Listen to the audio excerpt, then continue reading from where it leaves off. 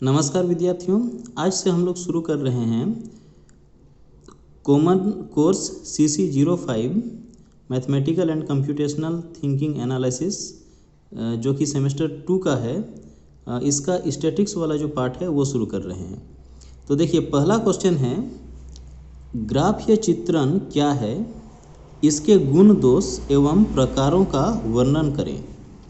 अब देखिए आंसर है, ग्राफ या चित्रण का अर्थ है आंकड़ों या प्राप्तांकों को ग्राफ के माध्यम से प्रदर्शित करना।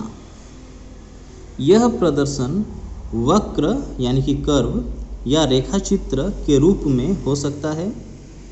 वक्र या रेखाचित्र से आंकड़ों से संबद्ध चरों के बीच संबंध स्पष्ट हो जाता है। रेबर तथा रेबर के अनुसार सांख्यिकीय, नैदानिक या प्रयोगात्मक आंकड़ों के वास्तविक चित्रण को ग्राफ कहते हैं। इस परिभाषा से ग्राफ के स्वरूप के संबंध में निम्नलिखित बातें स्पष्ट होती है। देखिए, पहला पॉइंट है, ग्राफ आंकड़ों का वास्तविक चित्रण करता है। दूसरा है, ग्राफ द्वारा चित्रित होने वाले आंकड़े सांख्यिकीय, नैदानिक या प्रयोगात्मक हो सकते हैं। तीसरा पॉइंट है, ग्राफ रेखाओं, वक्रों और आकृतियों के रूप में हो सकते हैं। चौथा है, ग्राफ के ये रूप रेखा, वक्र तथा आकृति संबद्ध चरों के बीच संबंध को प्रतिबिंबित करते हैं। तो कुछ ग्राफ रेखा के रूप में होते हैं, जैसे बारंबारता बहुभुज को देख सकते हैं। कुछ वक्र के रूप में होते हैं, तो कुछ आकृतियों के रूप में होते हैं। आगे हम लोग पढ़ेंगे कि ग्राफ के कौन कौन से प्रकार हैं। तो देखिए, इसके बाद अब है ग्राफ के लाभ। तो ग्राफ के द्वारा बारंबारता वितरण को आसानी से समझा जा सकता है। दूसरा पॉइंट है, ग्राफ के द्वारा दो चरों के बीच संबंधों को समझने में आसानी होती है।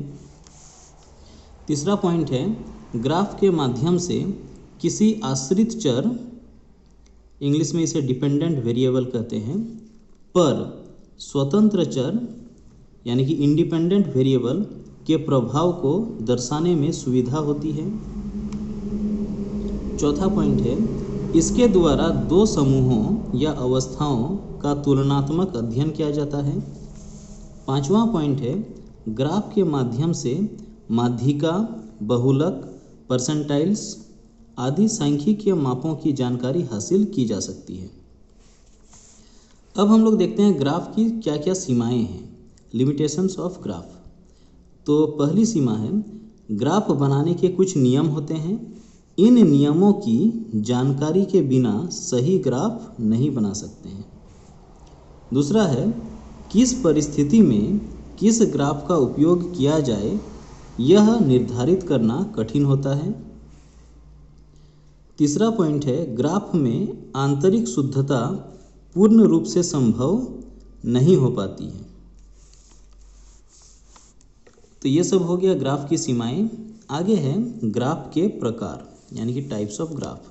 तो देखिए, ग्राफ के मुख्य प्रकार निम्नलिखित हैं। एक नंबर है आयत चित्र, इंग्लिश में इसे हिस्टोग्राम कहते हैं। दूसरा है दंड आरेख यानी कि बार डायग्राम। तीसरा है बारंबारता बहुभुज, फ्रीक्वेंसी पॉलीगॉन।